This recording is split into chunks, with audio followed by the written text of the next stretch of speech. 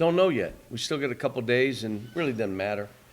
I'm trying different combinations now in practice, and tell you who really helped is Ben Jordan, because now Keon can get work at 3, and EJ gets to go against Nate, which helps them, and Ben gets to beat up on Nick. So Keon can be some 4-2 and stretch the court. I had he and Khalil on the court together the other day, and they look good with Nick. That lineup looked good.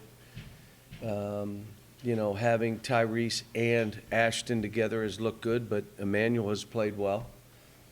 So it's all, you know, we're just trying different things, and really half of the practice is helping them develop habits, which takes away from the team stuff that my staff's all over me. You know, we still got to do this as a team. And then I said, look, until they get these habits down, you know, it doesn't matter. Has your whole sort of marching order for Ben been to be physical, try to kind of push Nick around, beat up on Not him? really. No?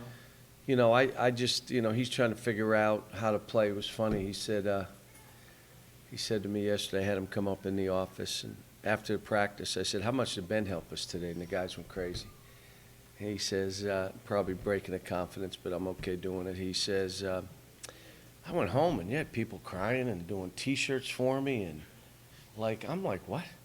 Coach, I was a really good pitcher. Like, I'm an All-American in baseball, and no one said anything. And I go back with this, and he says, I'm just one of the guys on the team, and they're doing jerseys for me. So he laughed. But, you know, my hope is he benefits by this experience. And Nick and I talked, Mangione, we talked yesterday.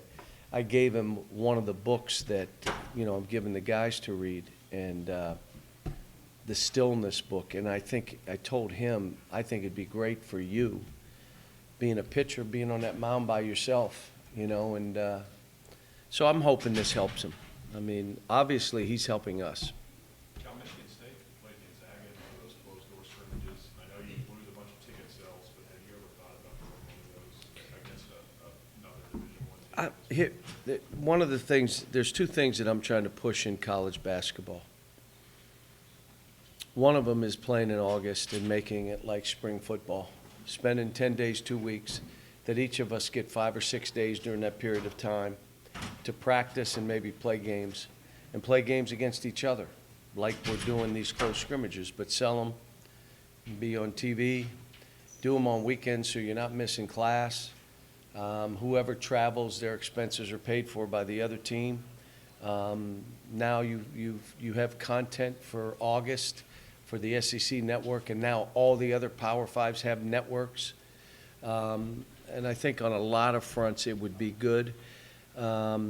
The issue for us of doing that scrimmage is solely money. I mean, and I'm not, you know, I'd like to scrimmage versus having 2 exhibitions, but I also, you know, have, you know, the feel that what the athletic department needs, and if they ever said, hey, we're good because we have an extra home game, if you want to do it, we would do it. There's records amount of money from the SEC. I don't understand why money is tight, if that's what it is. Well, it becomes money that is budgeted, these many home games, this many exhibition, and it's budgeted. And in that setting, let's just say, I'll say, throw a number, it's $1 million. Well, it's coming from something. So is it coming from swimming? Is it coming from the volleyball team? Where's it coming from? Baseball? It's coming from something. And so, but it's, you know, I get it.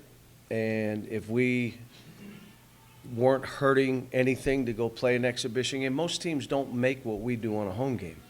They may have a building that maybe they make very little on a home game, where that's not the case with us. John, on Media Day, you talked about toughness of your team being one of your major worries. During the summer, we saw those body transformation photos of Ashton and Nate. What is toughness in your mind? What do we need to be looking for from the team? Well, toughness is not just pushing and shoving, and it's not what your body looks like. Toughness is a mental toughness of you can be pushed and you don't cave in. That toughness. A toughness of playing somebody before they catch the ball because you're alert and you're in it even though you're tired. How about playing before you catch the ball, knowing where your teammates are, being alert mentally? As much as mental toughness as it is physical, but physical is part of it. If you are standing up and not in a stance, you can't be physically tough. You get pushed around. So all the things that, like last year with Reed and PJ, there was a toughness and a mental toughness that they had. We're expecting EJ and Nick and Nate to do the same things, and Keon. The best thing that's happened to Keon is he's working out with the big guys almost exclusively, especially pre-practice, and getting like knocked around and having to figure out, how do I hold my own? And it doesn't mean he pushes back. It means you leverage. You got to be low. You got to play him before the catch. So all those toughness, are you tough enough to get free when the man is ready to throw you the ball? Are you tough enough under pressure to deliver the ball to a wing? Are you tough enough? Are you tough enough going to the basket when you get touched? Does the ball come loose? Or do you hold the ball as you get pinned a little bit or grabbed and still make a layup? Are you tough enough when there is contact to still make a basket when they're not going to call foul because they're going to say verticality? Or are you not tough enough? I can go on, but my question was with this team, are we going to have it? Because on the ball, shot blocking, length, they're going to miss shots. Are we tough enough to go get balls? Are we tough enough to mix it up? Are we tough enough to catch it in the post with two hands and hold our position? Are you not tough enough? In the post, you can face, or when your man starts to run around you, you can move to keep him behind you, or you can go like this and say, throw it right here. That's toughness, holding positions, catching balls with two hands.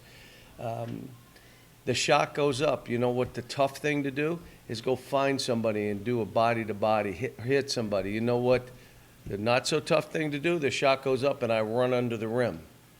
Well, why would you do that? Well, you tell me what's easier, going and hitting this guy, fighting and going and getting the ball, or just running under the basket and maybe getting the one that goes through the net. I mean, it's all stuff that we're doing.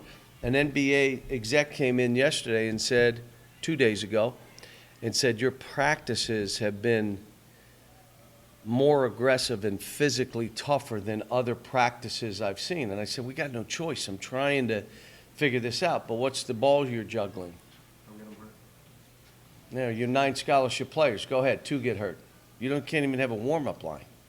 So we're juggling balls, but we're trying to say, let's keep this to the forefront. Cal, 2 years ago, you kind of, when you needed more guys to do a little extra, you held up Shea as the example all year. Be like Shea. Who's the toughest guy on your team that you'll hold up as an example to these guys and say, this is what toughness looks like? We don't know. It'll develop. My question, and I forgot I had the same question last year, where do you get a basket? Like last year, where do you get a basket? Now, all of you knew in November that Tyler Hero was going to be this good. Well, none of us knew. I didn't either. We didn't know Keldon would be that aggressive. We didn't know PJ until January was going to do what he did. We knew Reed was physically strong, but we had to make him quicker to the ball and quicker to rebound and less gathering and more quickness. We did not know. To be honest, right now, I don't know with this team. If we really needed a basket right now, where do we go? I don't know. But that will... It's not Tyrese? No, it's not right now. But the great thing for all of us and how we do this, they will tell us who it is. They will tell us. Tyrese is doing fine. Now I'm on him hard, and it's a different game when possessions matter more than ever in your entire life. And the reasons possessions don't matter as much as a high school player is because you're going to have 30 of them one way or another, whether you're bad, good, indifferent. I'm the best player. I'm getting 30 looks. I'm getting 25 shots. Well, now every possession matters a little bit more. A pass to the wing with pressure on you matters more. The open jump shot, you're not getting 25. You're going to get 8, 9, 10. They matter more. And so all that kind of stuff is one of those habits that we got to teach these young kids. And it's not just him. Khalil's exactly the same way. So is Johnny. So is Keon. They're all in the same boat. Cal, you talk about weight of the world a lot. Is there a balance with a player like Tyrese, who is so free and loose in keeping some of that, so he doesn't begin to feel like, when you say every basket matters, not feeling the pressure of that by realizing? Well, you want him to feel pressure, especially now, to see how he responds. And so some of it will be me creating pressure to see how he responds, and then kind of being sarcastic at times when he does not respond to make him respond to that. But I'm doing it with Khalil. I'm doing the same thing, and I'm trying to bring pressure to the practice and them personally and how they're playing.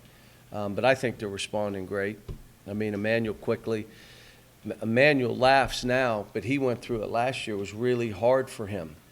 Now you're seeing a different guy out there and how he plays and how he responds to things. One or two more guys. Are you able to gauge much yet on the new three-point line, if that's going to change the way you typically? We're stepping on it a lot more. I see that, and I'm just leaving it go right now. I'm not emphasizing it. So, but my guess, since they moved it back, how much? A foot? Yeah. about- 14 inches? Yeah, 15. 15 inches? My guess is it'll come down a percentage or two. I don't think it's going to come down 10. But let me say this. If it goes up, then the balls got smaller. Something happened. I mean, so my guess would be it's going to go down a little bit, As a probably guy a who doesn't like percentage. to live and die by the three, You asked me 17 questions right now. Let somebody else talk. Is it opening other things up like you predicted before the rule in the offensive game? I don't think so. I mean, we put, for the fantasy camp, we put down the 4-point line. It never came into play until the semifinal, and the guy made down 4 with 15 seconds, made a 4-pointer. The coach didn't even know. He's like, why would you take that? And the guy says, because it was a 4-pointer. He says, what 4-pointer? He didn't even know he made it. What did the other team do? Now it's 15 seconds to go. They think they're down 1 because it was a 3, it was a 4. They foul. And the kid misses the free throw, and they come down and get fouled and win the game. The team that was down 4. I think we should go with a 4-point play. I like a 4-point play. It was exciting. I was sitting there not just screaming and yelling.